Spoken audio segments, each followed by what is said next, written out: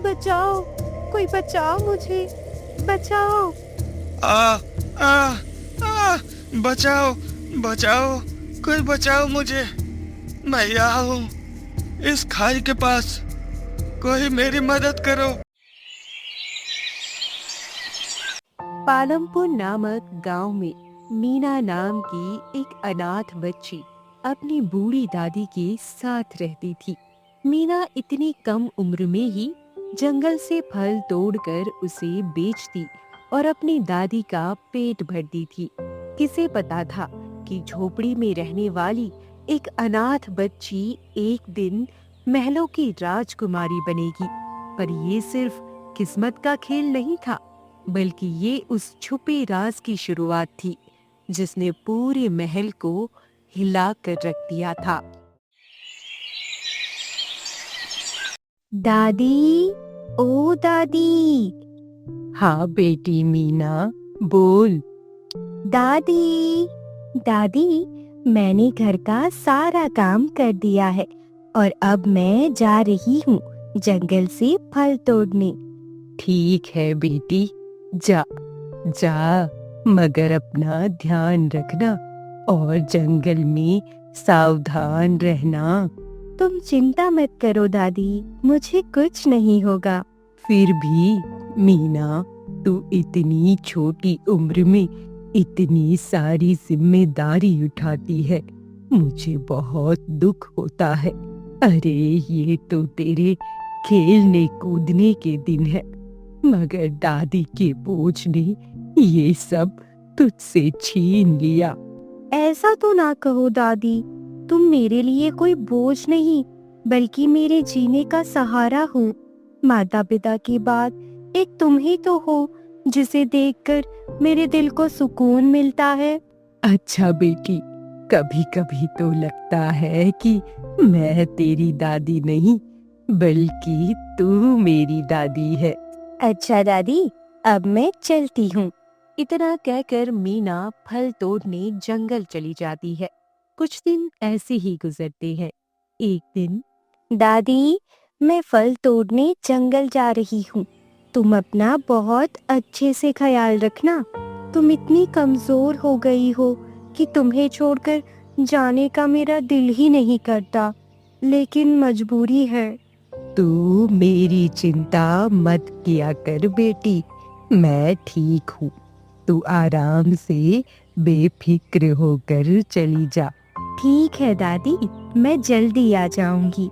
इतना कहकर मीना जैसे ही आगे बढ़ती है, अचानक दादी की तबीयत खराब होने लगती है। अरे दादी, ये तुम्हें क्या हो रहा है? अचानक से तुम्हें खांसी क्यों आने लगी? बेटी, ना जाने क्यों मेरा दम घुट रहा है, मैं सांस नहीं ले पा रही हूँ। दादी, दादी, तुम्हें कुछ नहीं होगा दादी। मैं अभी वैद्य जी को बुला कर लाती हूँ, अभी आती हूँ मैं। मीना अब जल्दी से वैद्य जी को बुला कर लाती है। वैद्य जी, क्या हुआ है मेरी दादी को? वो ठीक तो है ना?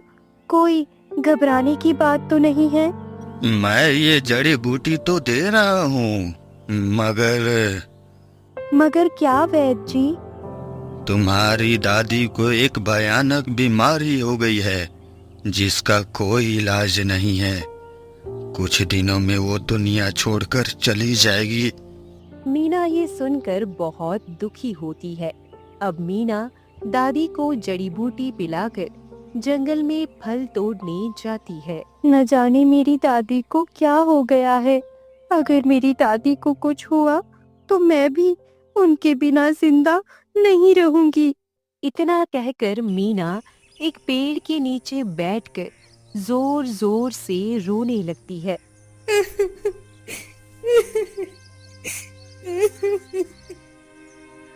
कौन हो तुम और मेरा नाम कैसे जानते हो? मैं तुम्हारा दोस्त हूँ मीना, बताओ तुम्हें क्या परेशानी है। मैं तुम्हारी मदद करना चाहता हूँ। मेरी दादी बहुत बीमार है और इस दुनिया को छोड़कर जाने वाली है। इसीलिए मैं बहुत ज्यादा दुखी हूँ। मैं उन्हें खोना नहीं चाहती। उनके सिवा मेरा इस दुनिया में कोई नहीं है। मेरे माता पिता तो मेरे पैदा होने के कुछ दिन बाद ही इस दुनिया को छोड़कर चले गए थे। चिंता मत करो मीना, तुम्हारी दादी बिल्कुल ठीक हो जाएगी। तुम जिस पेड़ के पास बैठी हो उस पर एक सुनहरा फूल लगा है, उसे तोड़कर अपनी दादी को खिला दो, फिर तुम्हारी दादी एकदम ठीक हो जाएगी। अब मीना उस सुनहरे फल को ढूंढने लगती है। सुनहरा फल कहाँ है? कहाँ है वो सुनहरा फल? हाँ, वो रहा। अ, अ, ये तोड़ लिया। अब जल्दी से चलकर इसे दादी को खिला देती हूँ, फिर मेरी दादी हमेशा के लिए ठीक हो जाएगी। मीना अब खुशी खुशी वो फल दादी के पास लेकर जाती है। ये लो दादी, ये सुनहरा फल खा लो। इसे खाकर तुम बिल्कुल ठीक हो जाओगी। अरे बेटी, ये कैसा फल था? ऐसा लग रहा है मानो कोई जादू हो गया। फल खाते ही मेरी खांसी दूर हो गई और लगता है मेरे अंदर ताकत भी आ गई है। जीती रह मेरी बेटी, जीती रह। तुम भी जीती रहो दादी। तुम्हें ठीक देखकर मुझे बहुत खुशी हो रही है। अब तुम्हें कुछ नहीं होगा। मीना भगवान और उस आवाज दोनों का धन्यवाद करती है। अगले दिन, फल ले लो फल, ताजे ताजे फल, मीठे मीठे फल, फल ले लो फल। ये क्या, आज तो एक भी फल नहीं बिका। घर में राशन भी खत्म हो गया है। अब मैं क्या करूं? घर जाकर दादी से क्या कहूंगी? क्या आज रात हमें भूखा रहना पड़ेगा? मीना अब घर आकर एक कोने में बैठकर रोने लगती है। तभी उसकी नजर राशन की बोरी पर पड़ती है। अरे ये क्या? ये राशन की बोरी यहाँ कैसे रखी है? कौन लाया इसे? क्या दादी ने इसे मंगवाया है? मैं उनसे जाकर पूछती हूँ। दादी, क्या घर में कोई आया था? और ये राशन कौन लाया? मुझे इस बारे में कुछ नहीं पता बेटी। मीना दादी की बात सुनकर हैरान हो जाती है। ठीक है दादी, मैं खाना बनाती हूँ। तुम्हें भूख लगी होगी ना? इतना कहकर मीना उस राशन से खाना बनाने लगती है। अगले दिन मीना नदी के पास पानी भरने जाती है। घर में पानी की एक बूंद भी नहीं है। जल्दी से नदी से पानी भरकर ले आती हूँ। अभी मीना ये कह ही रही थी कि तभी अचानक उसका पैर फिसलता है और वो नदी में गिर जाती है। आ आ आ, बचाओ, कोई बचाओ मुझे, बचाओ। मीना के रोते ही एक रोशनी होती है। अरे अरे, ये मैं अचानक नदी से बाहर कैसे आ गई? ये क्या हो रहा है? मीना हैरान होकर घर पहुंचती है। आखिर मेरे साथ ये हो क्या रहा है दादी? जब मैं रोती हूँ तो कोई ना कोई चमत्कार होता है। कभी अचानक से मुझे सुनहरा फल मिल जाता है, तो कभी मेरे घर में राशन की बोरी आ जाती है। और तो और दादी, आज तो हद ही हो गई। समझो, आज तो मैं नदी में गिर गई थी। मुझे तो लगा मेरा अंतिम समय आ गया है, लेकिन फिर अचानक से मैं नदी के बाहर आ गई। ऐसा क्यों हो रहा है दादी? ये सब तेरा वहम होगा बेटी। हो सकता है तू कोई सपना देखती हो और तुझे लगता हो ये सब सच में हो रहा है। अच्छा दादी, शायद तुम ठीक कह रही हो। अच्छा दादी, मैं जंगल जा रही हूँ, तुम अपना ख्याल रखना। इतना कहकर मीना जंगल के लिए निकल पड़ती है। रास्ते में उसकी मुलाकात गौरव नाम के एक लड़के से होती है, जिसका पैर बहुत जख्मी रहता है। आह, आह, आह। अरे अरे, तुम कौन हो और इतनी जख्मी हालत में यहाँ पर कैसे पड़े हो? मैं दूसरे गांव से यहाँ कुछ काम से आया था, तभी अचानक मेरा पैर फिसला और मुझे चोट लग गई। खून तो बहुत निकल रहा है तुम्हारे जख्म से। ऐसा करती हूँ भैया, मैं तुम्हारे जख्म पर कुछ जड़ी बूटी लगाती हूँ। ये लो, मैंने लगा दी जड़ी बूटी। अब तुम्हारा जख्म जल्दी ठीक हो जाएगा। तुम्हारा बहुत बहुत धन्यवाद। मेरा नाम गौरव है। मैं यहाँ पर अपनी खोई हुई बहन को ढूंढने आया हूँ। और तुम्हारा नाम क्या है? तुम कहाँ रहती हो? मेरा नाम मीना है। मैं यहाँ पास के ही गांव में अपनी दादी के साथ रहती हूँ। मीना, अच्छा नाम है तुम्हारा। तुम मेरी बहन जैसी हो, मगर तुमने अपने माता पिता के बारे में नहीं बताया। क्या वो तुम्हारे साथ नहीं रहते? वो मैं अनाथ हूँ। ओह, सुनकर दुख हुआ। मीना, तुम बहुत अच्छी हो। दूसरों की मदद बिना किसी लालच के करती हो। मेरी भी एक बहन थी। आज मेरी बहन मेरे पास होती तो बिल्कुल तुम्हारे जैसी होती। पैदा होते ही मेरी बहन मुझसे बिछड़ गई। तब से मैं और मेरे पिताजी उसे ढूंढ रहे हैं। काश मेरी बहन भी जल्द ही मुझे मिल जाए। फिक्र मत करो गौरव भैया, तुम्हारी बहन तुम्हें जरूर मिल जाएगी। शाम को मीना घर वापस लौटती है और सारी बात अपनी दादी को बताती है। अच्छा बेटी, ऐसी बात है। ईश्वर करे उसे उसकी बहन जल्दी ही मिल जाए। अगले दिन मीना जंगल जाती है। तभी उसके सामने एक बड़ा सा सांप आ जाता है। अरे अरे, ये क्या? ये नाग देवता कहाँ से आ गए? अब मैं क्या करूं? ये तो मेरी ही तरफ बढ़ रहे हैं। रुक जाओ, मुझे मत काटना। मुझे जाने दो मुझे। बचाओ। मीना के चिल्लाने पर उसके सामने एक राजकुमार आ जाते हैं और उस सांप को अपने तीर से मार देते हैं। मीना, क्या तुम ठीक हो? चिंता मत करो, अब वो सांप तुम्हारे पास नहीं आएगा। मैंने उसका किस्सा खत्म कर दिया। गौरव भैया, क्या तुम एक राजकुमार हो? हाँ मीना बहन, मैं एक राजकुमार हूँ। लेकिन आपने मुझे पहले क्यों नहीं बताया? आखिर मुझे धोखे में क्यों रखा? आपका क्या मकसद था मुझसे ये सब छुपाने का? मीना बहन, ऐसी कोई बात नहीं है, तुम गलत मत समझो।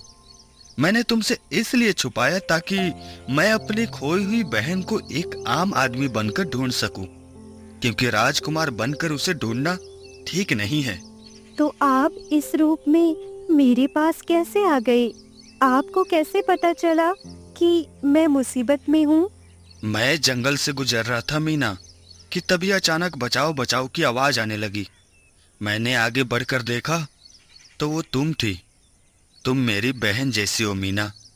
आज से मैं तुम्हारी रक्षा एक भाई बनकर करूंगा। मुझे माफ कर दो भैया, मैंने आपको गलत समझा। अब से मैं भी आपके साथ आपकी बहन को ढूंढने में मदद करूंगी। अभी मीना ने यह कहा ही था कि तभी अचानक तेज तूफान के साथ बारिश होने लगती है। ये क्या? ये तो तूफानी बारिश है। मीना, जल्दी चलो यहाँ से। मैं तुम्हें तुम्हारे घर छोड़ देता हूँ, वरना इस तेज तूफान में तुम फंस जाओगी। अब राजकुमार जैसी ही मीना का हाथ पकड़ती है, तेज हवा के कारण दोनों बहुत दूर जाकर गिरते हैं। भैया, आप कहाँ हो? मुझे कुछ दिखाई नहीं दे रहा। तेज हवा की वजह से धूल ही धूल है। आप मुझे बिल्कुल नहीं दिख रहे भैया। हाँ मीना, दिखाई तो मुझे भी कुछ नहीं दे रहा, सिर्फ सुनाई दे रहा है। तुम घबराओ मत, मैं तुम्हारे पास आता हूँ। राजकुमार जैसे ही पैर आगे बढ़ाते हैं, खाई के पास एक पेड़ में लटक जाती है। आ आ आ बचाओ बचाओ, कोई बचाओ मुझे, मैं यहाँ हूँ इस खाई के पास, कोई मेरी मदद करो। मीना आगे बढ़ती है और देखती है कि राजकुमार पेड़ पर लटके हुए हैं। अरे भैया, ये क्या, तुम पेड़ में कैसे लटक गए? हे भगवान, अब मैं क्या करूं? तुम्हें कैसे बचाऊं? मीना ये सब देखकर परेशान हो जाती है। मीना, तुम घबराओ मत, मैं अभी ऊपर आ जाऊंगा। गौरव भैया, ये लो, मेरा हाथ पकड़कर तुम ऊपर आ जाओ। मीना जैसे ही अपना हाथ आगे बढ़ाती है, वो भी गिरकर पेड़ पर लटक जाती है। अरे अरे, ये क्या हुआ? मैं भी यहाँ लटक गई। अब हम दोनों को कौन बचाएगा? मीना, तुम घबराओ मत, मैं कुछ करता हूँ। राजकुमार हिम्मत करती है और मीना का हाथ पकड़कर ऊपर आती है। ये लो, हम दोनों ऊपर आ गए। ईश्वर ने हम दोनों को बचा लिया। अब तुम सुरक्षित हो मीना, मैंने तुम्हारी रक्षा की जिम्मेदारी ली है, मैं तुम्हें कुछ नहीं होने दूंगा। धन्यवाद भैया, एक बार फिर से तुमने मेरी जान बचाई। मैं तुम्हारा ये एहसान कभी नहीं भूलूंगी। भला भाई भी कभी अपनी बहन पर एहसान करते हैं? आज के बाद तुम कभी ऐसा नहीं सोचना। अब तुम आराम से घर जा सकती हो। हाँ भैया, मेरी दादी मेरा इंतजार कर रही होगी। इतना कहकर मीना वहाँ से चली जाती है। अगले दिन ये राजकुमार भी ना पता नहीं कहाँ गुम हो जाते हैं। हमने कितनी बार कहा है कि राजकुमारी को ढूंढने के लिए सिपाही लगे हुए हैं, मगर राजकुमार हैं कि अपने आगे किसी की सुनते ही नहीं। राजा इतना कहते हुए जंगल की ओर अंदर चले जाते हैं कि तभी उनकी नजर मीना पर पड़ती है। अरे बच्ची, तुम कौन हो और इस जंगल में क्या कर रही हो? बेटी घर जाओ, वरना कोई जंगली जानवर आ गया तो तुम्हें नुकसान पहुंचा देगा। महाराज, मेरा नाम मीना है। मैं एक अनाथ हूँ। मैं पालमपुर गांव में अपनी बूढ़ी दादी के साथ रहती हूँ। मैं इस जंगल से फल तोड़कर उसे बेचकर अपना घर चलाती हूँ। मेरा यहाँ रोज का आना जाना है। इतनी छोटी उम्र में इतनी बड़ी जिम्मेदारी, हम तुम्हारी मेहनत से बहुत खुश हुए बच्ची। तुम बहुत आगे तक जाओगी। ये लो, ये मेरी अंगूठी रख लो। नहीं नहीं महाराज, मैं ये नहीं ले सकती। मुझे मेरी मेहनत से जो भी जितना भी मिलता है, मैं उसमें खुश हूँ। मुझे और किसी चीज की जरूरत नहीं है। अभी मीना ये कह ही रही थी कि तभी एक जंगली भेड़िया वहाँ आ जाता है और राजा पर हमला कर देता है। अरे अरे, ये क्या? महाराज के सर से तो खून निकलने लगा। अब मैं क्या करूं? इस जंगली भेड़िए को कैसे रोकूं? इतना कहकर मीना रोने लगती है। तभी तेज रोशनी होती है। अरे ये क्या, ये कैसा चमत्कार है? ये रोशनी कहाँ से आ रही है? इस रोशनी से तो ये जंगली भेड़िया भी शांत हो गया और मेरी चोट ये भी ठीक हो गई। आखिर ये रोशनी यहाँ कहाँ से रही है? तभी राजा की नजर रोती हुई मीना पर पड़ती है। अरे ये रोशनी तो इस बच्ची में से आ रही है। कौन हो तुम और ये जादू कैसे जानती हो? तुम्हें ये सब किसने सिखाया? सच सच बताना। महाराज, मुझे इसके बारे में कुछ नहीं पता। बस मैं इतना जानती हूँ कि जब कोई मुसीबत में मेरे सामने आता है और मुझे रोना आता है तो ये रोशनी अपने आप फैलती है और सब कुछ ठीक हो जाता है। मीना राजा से ये कह ही रही थी कि तभी राजकुमार गौरव भी वहाँ आ जाते हैं। पिताजी, आप यहाँ मीना के साथ कैसे? बेटा, मैं तुम्हारी बहन के पास खड़ा हूँ। हाँ पिताजी, मीना को मैंने अपनी बहन बनाया है। पिताजी, मीना बहुत अच्छी है। इसने मुझे जख्मी हालत में देखकर मेरी मदद की। तब से मीना को मैंने अपनी बहन बना लिया। अच्छा, इसका मतलब भगवान ने पहले ही भाई बहन को मिला दिया है। मैं कुछ समझा नहीं पिताजी। आप ये सब क्या कह रहे हैं? मीना ने बताया कि जब ये किसी मुसीबत में होती है और इसे रोना आता है तो एक रोशनी फैलती है, और मैं बताना चाहता हूँ कि वो रोशनी कहीं और से नहीं बल्कि मीना के अंदर से निकलती है। ये कोई मामूली लड़की नहीं है बल्कि राजकुमारी है। मीना ही तुम्हारी बहन है। क्या? मीना मेरी बहन? मुझे तो यकीन ही नहीं हो रहा। जिसे मैं अपने मुंह बोली बहन समझ रहा था, वो मेरी सगी बहन निकली। नहीं, ऐसा नहीं है। आप लोगों को कोई गलतफहमी हुई है। मैं कोई राजकुमारी नहीं हूँ और ना ही बनना चाहती हूँ। मैं अपनी बूढ़ी दादी के साथ अपनी छोटी सी झोपड़ी में खुश हूँ। इतना कहकर मीना वहाँ से चली जाती है। पिताजी, ये कैसे हो सकता है? एक झोपड़ी में रहने वाली राजकुमारी कैसे हो सकती है? कहीं आपको कोई गलतफहमी तो नहीं हुई? नहीं बेटा, मीना के पास जो जादू है वो राजकुमारी के पास था। वो जब पैदा हुई तो उसके रोने से एक रोशनी फैली जिससे महल की सारी परेशानियां खत्म होने लगी। और तभी एक दिन, सिपाहियों, मेरी बेटी राजकुमारी कहाँ गायब हो गई? उनका पता लगाओ। हमें हमारी बेटी किसी भी कीमत पर चाहिए। महाराज, हमने पूरे महल में देखा मगर राजकुमारी कहीं नहीं दिख रही। न जाने उन्हें कौन ले गया। महाराज, मुझे मेरी बच्ची कहीं से भी ला कर दीजिए। मैं कुछ नहीं जानती। मुझे मेरी बच्ची अभी इसी वक्त चाहिए। मुझे मेरी बच्ची चाहिए महाराज। महारानी, थोड़ा सब्र से काम लीजिए। राजकुमारी का पता हम लगा कर रहेंगे। उसके बाद राजकुमारी को बहुत ढूंढा गया मगर राजकुमारी का कहीं भी पता नहीं चल पाया। न जाने किसने उन्हें अगवा किया। उस वक्त तुम बहुत छोटे थे। मगर पिताजी, क्या सबूत है कि मीना ही हमारी राजकुमारी है? सिर्फ एक शक्ति के बिना पर तो हम ये फैसला नहीं कर सकते हैं ना कि वो राजकुमारी है।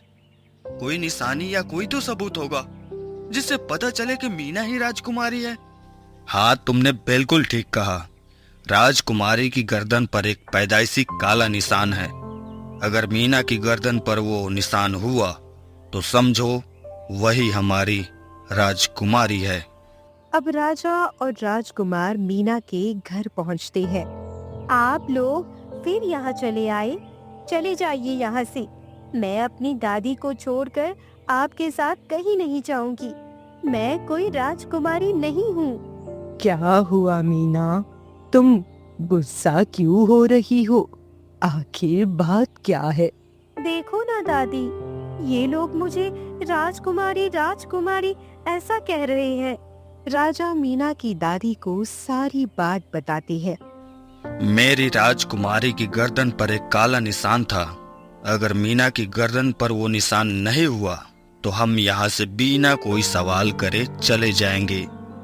अरे, ये लोग यहाँ क्या कर रहे हैं? मेरी गर्दन पर तो एक काला निशान है। क्या करूं? क्या करूं? हाँ, ऐसा करती हूँ, इनसे झूठ बोल देती हूँ। मेरी गर्दन पर कोई निशान नहीं है। क्या अब आपको तसल्ली हुई? अब यहाँ से आप चले जाइए। दोबारा यहाँ मत आइएगा। मीना की बात सुनकर राजा और राजकुमार वहाँ से जाने लगते हैं। रुक जाइए महाराज, मैं आपको कुछ दिखाना चाहती हूँ।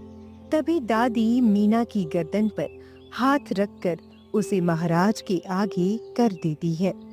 अरे, ये निशान तो मेरी बेटी का है।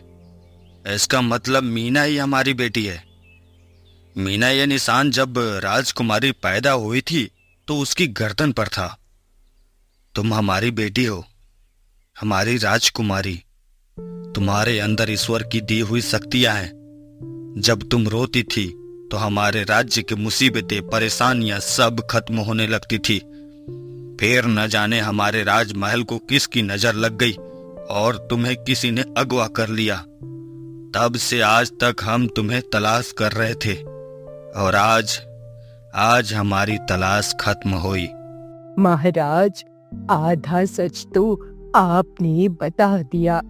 अब पूरा सच मैं आपको बताती हूँ।